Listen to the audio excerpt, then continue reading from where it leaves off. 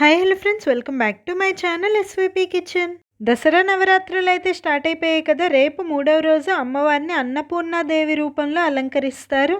మూడవ రోజు అమ్మవారికి నైవేద్యంగా కొబ్బరన్నంని సమర్పిస్తారు. ఈ వీడియోలో అమ్మవారికి నైవేద్యంగా కొబ్బరన్నం ఎలా చేస్తారో క్లియర్గా ఎక్స్ప్లెయిన్ చేశాను. వీడియో ఎక్కడ స్కిప్ చేయకుండా ఎండ్ వరకు చూడండి. కొబ్బరన్నం ఎన్నో రకాలుగా చేయొచ్చు.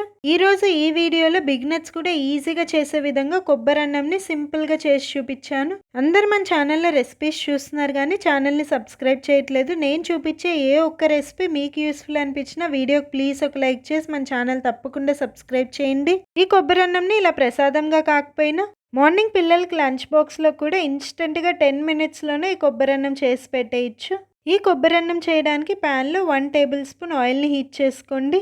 ఆయిల్ హీట్ ఎక్కాక 1/2 టీ స్పూన్ ఆవాలు, 1/4 టీ స్పూన్ జీలకర్ర, ఉంటే కొన్ని జీడిపప్పు పలుకులు వేసుకోండి, లేదంటే స్కిప్ చేసేయండి. 1 టీ స్పూన్ పచ్చిశనగపప్పు, 1 టీ స్పూన్ మినప్పప్పు వేసుకొని పోపు మాడిపోకుండా మధ్య మధ్యలో కలుపుతూ లో ఫ్లేమ్లోనే ఒక 3 నిమిషాలు ఫ్రై చేసుకోండి. పోపులో ఇలా పప్పులు కొంచెం ఎక్కువగా వేయడం వల్ల కొబ్బరన్నం టేస్టీగా ఉంటుంది. 3 పచ్చిమిర్చిని ఇలా సన్నగా పొడవుగా కట్ చేసి వేస్తున్నాను. 1 టీ స్పూన్ వరకు సన్నగా తరిగిన అల్లం ముక్కలు, 1 రెమ్మ కరివేపాకు వేసుకొని లో ఫ్లేమ్లో 2 నిమిషాల పాటు ఫ్రై చేసుకోండి.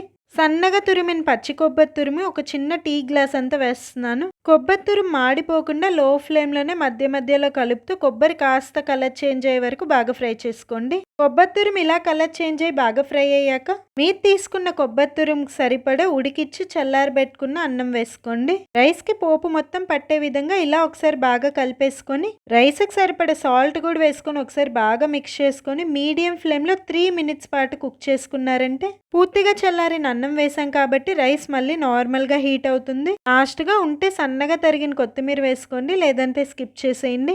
అంతే, సింపుల్ అండ్ టేస్టీ కొబ్బరన్నం రెడీ. ఈ కొబ్బరన్నంలో మసాలాలే లేకుండా మైల్డ్ ఫ్లేవర్తో చాలా టేస్టీగా ఉంటుంది. కొబ్బరన్నం మీరు ఎప్పుడు చేసినా ఇలా పచ్చి కొబ్బరి తురుము వేసే చేయండి. ఎండు కొబ్బరి తురుము అస్సలు వేయకండి. ఇలా కొబ్బరి తురుము వేయకుండా కొబ్బరి పాలు వేసి కూడా కొబ్బరన్నం చేయొచ్చు. మీకు కొబ్బరి పాలు వేసి కొబ్బరన్నం ఎలా చేయాలో నెక్స్ట్ వీడియోస్లో చూపిస్తాను. మన ఛానల్ని ఫాలో అవుతుండండి. ఈ కొబ్బరన్నంని లంచ్ బాక్స్లో పెట్టాలనుకున్న వాళ్ళు ఎక్స్ట్రా సైడ్ డిషే చేయాల్సిన అవసరం లేదు. రైసే ఫ్లేవర్ఫుల్గా ఉంటుంది కాబట్టి ప్లెయిన్ కొబ్బరన్నమే తినేయచ్చు. మరి ఈ వీడియోలో నేను చూపించిన సింపుల్ ప్రసాదం రెసిపీ మీకు నచ్చిందా? నచ్చితే వీడియో ప్లీజ్ ఒక లైక్ చేయండి. మీ ఫ్రెండ్స్ అండ్ ఫ్యామిలీ మెంబర్స్కి ఈ వీడియో యూస్ఫుల్ అనిపిస్తే వాళ్ళకి ఈ వీడియో లింక్ని తప్పకుండా షేర్ చేయండి. మరెన్నో రెసిపీస్ మీరు నేర్చుకోవాలంటే మన ఛానల్ వెంటనే సబ్స్క్రైబ్ చేసి పక్కనే ఉన్న బెల్ ఐకాన్ని యాక్టివేట్ చేసి ఆల్ అనే ఆప్షన్ క్లిక్ చేశారంటే నేను రెసిపీ అప్లోడ్ చేసిన టైంకి మీకు నోటిఫికేషన్ వచ్చేస్తుంది.